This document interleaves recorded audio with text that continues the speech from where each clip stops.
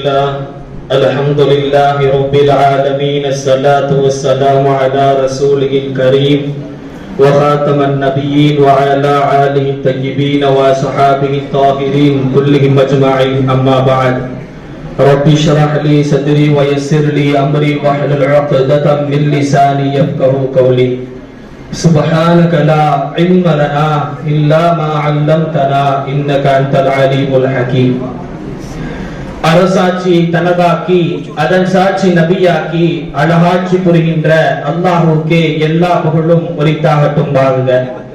அந்த வல்லவனினுடைய சாந்தியும் சமாதானமும் அகில உலக கோமான் அன்னடன் பெருமான் ஆருயிர் எம்மான் ஆதியருள் பூமான் நபிகள் நாயகம் முஹம்மது ரசூலுல்லாஹ் ஸல்லல்லாஹு அலைஹி வஸல்லம் அன்னவர்களின் மீதும் அன்னவர்களை அப்படியே பின்பற்றி வாழ்ந்த உத்தம சத்திய சஹாபாக்கள் தாபிஈன்கள் இப்போட்டியிலே கலந்து கொண்டிருக்கின்ற நம் அனைவரின் மீதும் என்றென்றும் நின்று நிலவட்டுமாக ஆமீன். இப்போட்டியிலே நான் எடுத்துக்கொண்ட தலைப்பு நபிகள் நாயகம் ஸல்லல்லாஹு அலைஹி வஸல்லம் அவர்கள் கட்டமைக்க விரும்பிய சமுதாயம். பெருமானாரினுடைய கட்டமைப்புகள் என்பது மாணிக்க கல்லிற்கு ஒப்பானது. அதை நீங்கள் எக்கோணத்தில் இருந்து பார்த்தாலும் அது ஒளிவிட்டு பிரகாசிக்க கூடியதை நீங்கள் காணலாம். ஆம், அப்படித்தான் அரசியலில், ஆன்மீகத்தில், விஞ்ஞானத்தில், மெஞ்ஞானத்தில், பொருளியலில், குடும்பவியலில், வாழ்க்கை நெறிமுறைகளில் என்று எந்த துறையில் பார்த்தாலும் பெருமானார் ஸல்லல்லாஹு அலைஹி வஸல்லம் கட்டமைப்புகள் உயர்ந்ததாக காணப்படும் அருமையானவர்களே.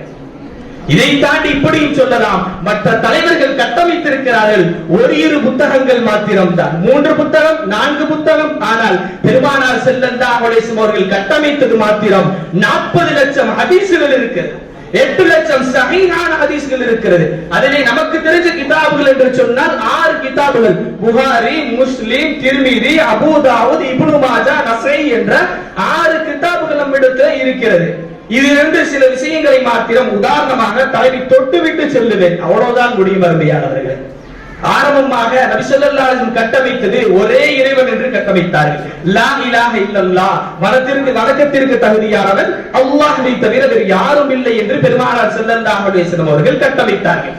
காரணம், அன்றைய காலத்திலே மழை வேண்டும் என்று சொன்னால் ஒரு இறைவனிடத்திலே போய் கேட்பார்கள்.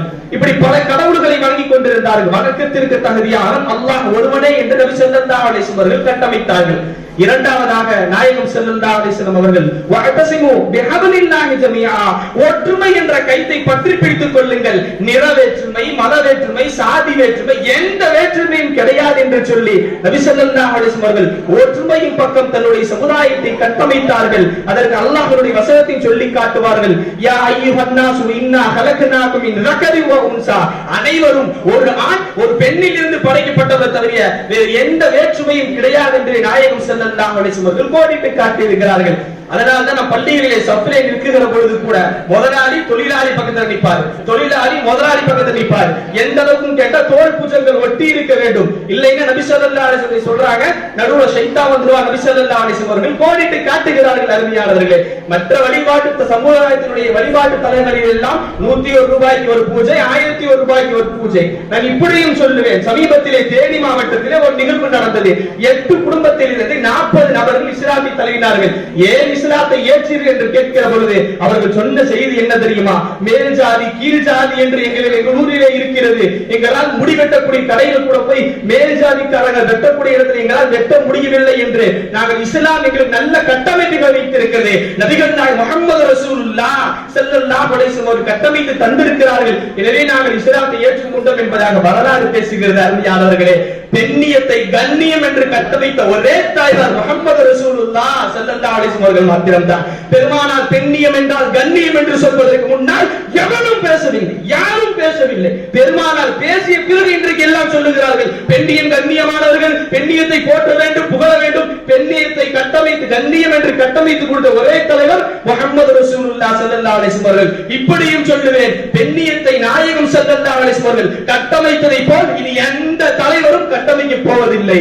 ஆம், அப்படித்தான் நாயகம் ஸல்லல்லாஹு அலைஹி வஸல்லம் அவர்கள் கட்டமைக்க விரும்பிய சமுதாயம் பொய் சொல்லாத சமுதாயம், புறம் பேசாத சமுதாயம், கோல் சொல்லாத சமுதாயம், பெண் மோகம் கொள்ளாத சமுதாயம், பதவி மோகம் கொள்ளாத சமுதாயம், விபச்சாரம் புரியாத சமுதாயம், பிற மக்களுக்கு துன்பம் தராத ஒரு சமுதாயம், எல்லா நிலையிலும் சமத்துவத்தை பேணக்கூடிய ஒரு சமுதாயம். இப்படிப்பட்ட ஒரு சமுதாயத்தை தான் நாயகம் ஸல்லல்லாஹு அலைஹி வஸல்லம் நாயகம் அஸ்ஹாபுகன் நுஜூம் ஃபபிஐயின் இக்ததைதும் இஹ்ததைதும். என்னுடைய தோழர்களிலே நீங்கள் யாரை வேண்டுமானால் பின்பற்றுங்கள், நிச்சயமாக நீங்கள் நேர்வழி அடைவீர்கள் என்பதாக நாயகம் ஸல்லல்லாஹு அலைஹி வஸல்லம் அவர்கள் கோடிட்டு காட்டி இருக்கிறார்கள். நாம் இப்படியும் சொல்லலாம். அல்லாஹ் குர்ஆனிலே சொல்லுவான் அல்லவா, அல்லாஹ் தஆலா குர்ஆனிலே சொல்லுவான் அல்லவா, ஃபை ஆமனு பிமிஸ்லி மா ஆமன்து பிஹி ஃபகத் இஹ்ததூ.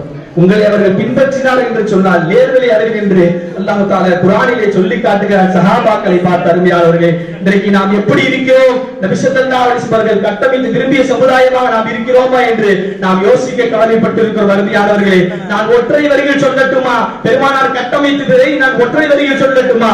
சிறுநீர் கழிப்பதிலிருந்து சிம்மாசனத்தில் அமரும் வரை, தாயினுடைய கருவறையில் இருப்பதில் இருந்து கபருக்கு செல்லும் வரை பெருமானார் ஸல்லல்லாஹு அலைஹி வஸல்லம் அவர்கள் அனைத்தையும் கட்டமைத்திருக்கிறார்கள். நம்முடைய சமுதாயத்துடைய கட்டமைப்புகள் தான் உயர்ந்தது.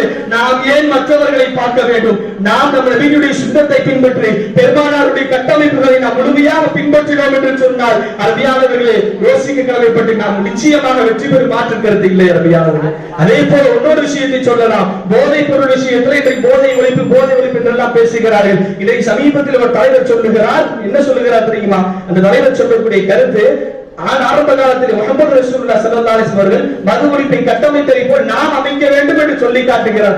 1400 முன்னாடி வருஷத்துக்கு வாழ்ந்த ஒரு தலைவரை இன்றைக்கு போற்றி புகழ்கிறார். அருமையானவர்களே, அல்லாஹ் தஆலா நாயகம் ஸல்லல்லாஹு அலைஹி வஸல்லம் அவருடைய கட்டமைப்புகளை பின்பற்ற பாக்கியத்தை நசீபாக்குவானாக.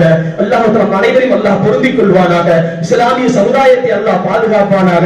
வாய்ப்பளித்தமைக்கு ஜஸாக்குமுல்லாஹ் கைரன் கஸீரன் ஃபித்தாரைன். வாகிரு தஅவானா அனில் ஹம்துலில்லாஹி ரப்பில் ஆலமீன். السلام عليكم ورحمة الله وبركاته.